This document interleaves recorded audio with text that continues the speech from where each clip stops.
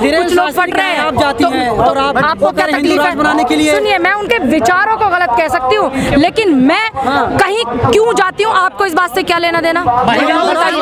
मैंने तो सीधा उनकी छोड़ी, आप उनसे लेकर क्या ना इंटरव्यू, आप उनसे लेकर क्या ना। मैंने बोल दिया कि भारत एक धर्मनिरपेक्ष देश है, और एक बात को 4 बार मत पूछना। आप सोच रहे हो मुझसे 4 बार पूछ करके आप हाईलाइट हो जाओगे, वो नहीं आओगे।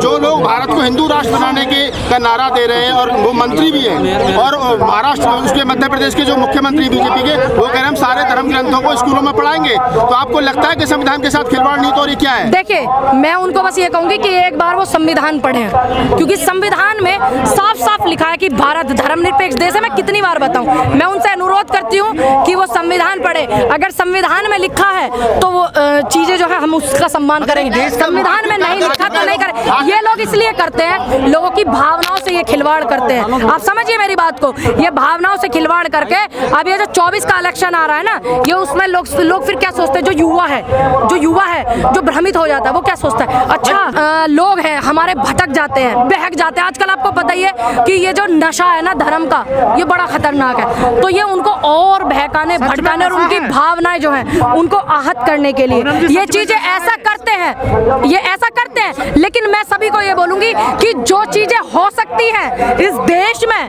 वही होंगी।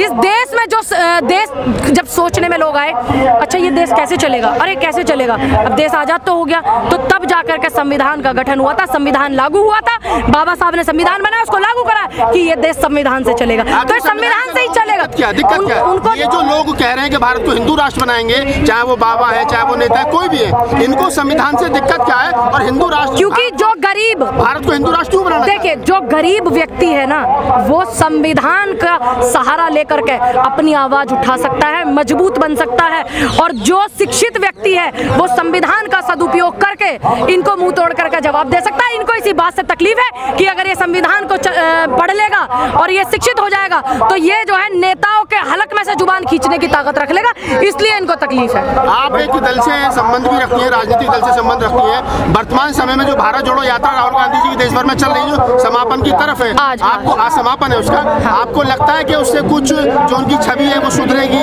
या कुछ आपका जो राजनीतिक दल है उसमें कुछ मजबूती आएगी? देखिए, जो राजनीतिक दल के लिए मैं, आप ये सवाल मुझसे कर रहे हैं, तो जो ये जो यात्रा थी, ये यात्रा थी महंगाई के खिलाफ, बेरोजगारी के खिलाफ, और ये थी शिक्षा को आगे बढ़ाने के लिए। बेटियों के बिल्किस बानो जैसी बेटी का बलात्कार हो जाता है, उन लोगों को रिहा कर दिया जाता है, तो कहाँ है संविधान? ठीक, कहाँ है? हाथरस कांड हो जाता है तो, और उसको रात के अंधेरे में 2 बजे जला देते, तो कहाँ है संविधान? ये लड़ाई संविधान बचाने की भी थी, भारत जोड़ो यात्रा संविधान बचाने की भी थी, शायद आपको जानकारी भी होगी। तो ये जो छवि की आप बात कर रहे हैं, सत्य सिर्फ थोड़ा परेशान होता है, मचलता है, पराजित कभी नहीं होता। अब इन्होंने करोड़ों लाखों करोड़ों रुपए जो है, लाखों करोड़ों रुपए, चलो कितने लाख करोड़ रुपए राहुल गांधी जी की छवि खराब। ये जो संविधान बचाने की लड़ाई है, ये संविधान बचाने की लड़ाई आज से नहीं चली आ रही है, ये तब से चली आ रही है जब संविधान को लोग जलाते थे, और आज उसी संविधान की आड़ लेकर के ये उसमें मंत्रिमंडल में बैठे हुए हैं। तो देश को संविधान जरूरी है या धर्मशास्त्र जरूरी है? देखिए, अपने अपने धर्मों को मानने का अधिकार सबको है, लेकिन देश को चलाने के लिए सभी को पता है संविधान एक 25 सभी को पता है राज्य का मुखिया कह रहा है। अगर सनातन धर्म को मानने वाले 80 करोड़ लोग हैं, 90 करोड़ लोग हैं, 70 करोड़, सुन लीजिए, 70 करोड़ लोग हैं, जैसे आपको आती है गिनती, कितने लोग बुद्धिस्टों को मानते हैं, सुन लीजिए, जैसे अब आपको आपके पास गिनती कहाँ से आई? तो मैं एक आपको एग्जाम्पल देती हूँ, जो लोग मानने वाले लोग हैं ना, तो हम ये कह सकते कि भाई आप मत मानिए, ठीक ना, हम किसी को ये कह सकते आप मान लीजिए जबरदस्ती। सभी को अपने अपने धर्मों को मानने का अधिकार है। सभी से मैं अनुरोध करती हूँ कि जैसे आप चाहते हैं कि आपकी रिस्पेक्ट सब करे और आपके धर्म की करे, तो वैसे ही मैं चाहती हूँ कि आप सभी धर्मों की रिस्पेक्ट करें, तभी आपको सामने वाला रिस्पेक्ट सभी धर्मों की रिस्पेक्ट कहाँ हो रही है? हम तो करते हैं। डॉक्टर अम्बेडकर की मूर्ति टूट जाती है। देखिए, मैंने सुनिए,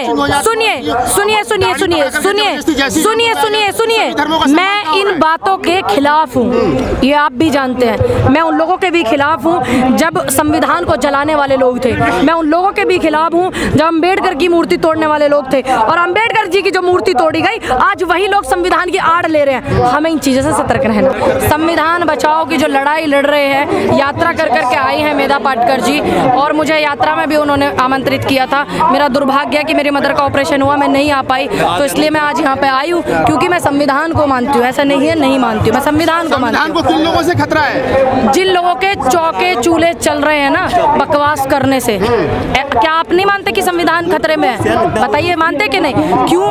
क्योंकि जितनी हमारी एजेंसियां हैं, संस्थाएं हैं सरकार की, उनका दुरुपयोग जो किया जा रहा है, उनका दुरुपयोग जो हो रहा है, वो कहाँ दिखाता है फिर कि संविधान खतरे में नहीं है? धर्म माना जा रहा है। योगी आदित्यनाथ ने कहा कि एक मिनट, देखिए सब अपने अपने धर्म का प्रचार करते हैं, और ये सभी को पता है कि भारत एक धर्मनिरपेक्ष देश है। कौन क्या कह रहा है, कौन क्या नहीं कह रहा, आप मत भटकिए, क्योंकि आप वो लोग हैं जो जनता के असल मुद्दे दिखाते हैं। देश का मीडिया भटक रहा है। जय भीम। और जितने भी लोग यहाँ पर आए हुए हैं, मैं बस उनको ये बताऊंगी, क्योंकि यहाँ पर जो चर्चा हो रही है